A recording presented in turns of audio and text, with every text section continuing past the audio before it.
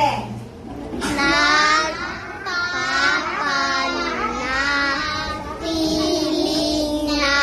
Nagpapanatiling ng kalinisan ng paaralan.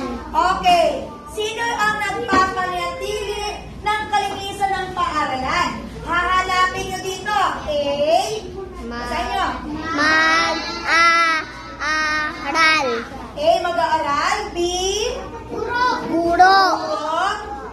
C. Punong guro. Punong guro. D. Na Nurse. E. janitor. Janitor. Sino ang nagpapanatili ng kalinisan ng paaralan? O, isusulat ninyo dito ang letter. Mamimili kayo kung A, B, C, D, or E. Basahin naman natin number 2. Basahin. Nagbibigay